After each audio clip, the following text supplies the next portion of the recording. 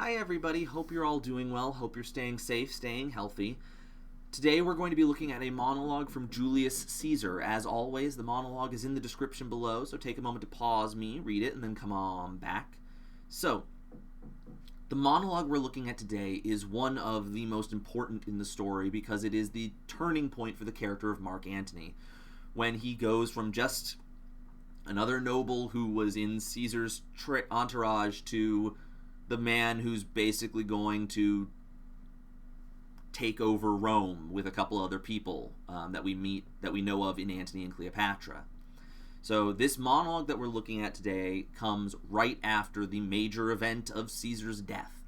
If you remember from the previous two Caesar videos, you know that about halfway through the play, Caesar is murdered by 23 conspirators who thought that Caesar was getting too powerful and needed to be removed. And Antony, who was on his way to meet Caesar, shows up just after the deed is done and shows up to 23 guys standing around holding bloody knives and the corpse of his friend. And Antony has a choice to make.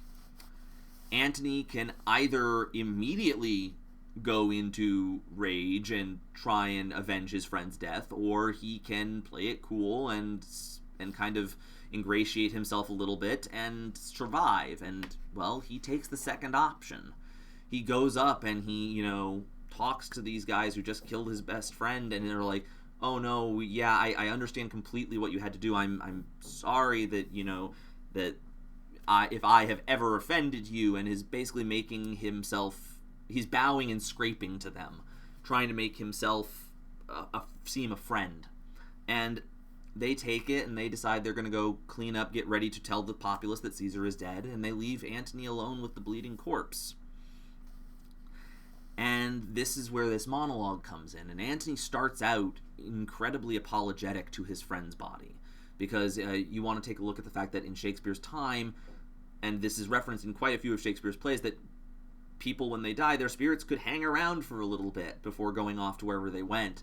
So basically the idea that Antony probably is dealing with is that Caesar's spirit is probably here watching, has probably just watched his friend go over and make nice with the people who killed him. And so he starts out with an apology, saying, I apologize that I am being meek and gentle with these butchers, as he calls them. And he heaps of praise on Caesar that he was the noblest man that ever lived. And then the transition happens. And Antony suddenly changes from this very apologetic, very sorry and sad person to someone who is angry. Someone who is ready to see revenge taken for his friend's death. And he says that he prophesies something.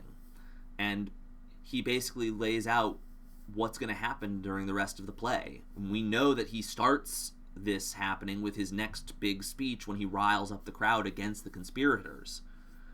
But he comes up and he says, quote, that domestic fury and fierce civil strife shall cover the land. He says that the people and he will not take this death lying down. They will not allow this to pass without comment, without complaint.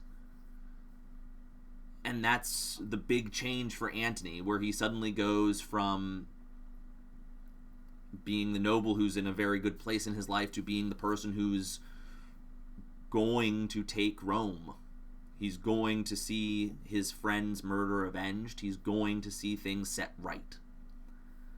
And so for this, as an actor, we're looking at how do we make that transition. There are several ways that it can go. You can take it as a gradual build throughout the entire piece until finally the great line at the end of this, cry havoc and let slip the dogs of war. Or it could bump up at certain points, because again, he's not fully in control of his emotions right now. He's just seen something horrible. Personally, I take this as the gradual build. Antony, while yes, he has seen horrible thing here, he's also a soldier, a general. He's seen a lot of stuff in war that is horrible and terrible.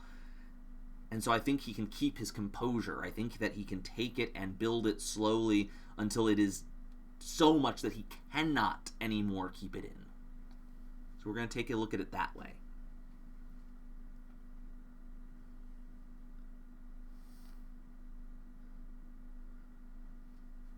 Oh, pardon me, thou bleeding piece of earth, that I am meek and gentle with these butchers. Thou art the ruins of the noblest man that ever lived in the tide of times. Woe to the hand that shed this costly blood. Over thy wounds now do I prophesy, which, like dumb mouths, do ope their ruby lips to beg the voice and utterance of my tongue.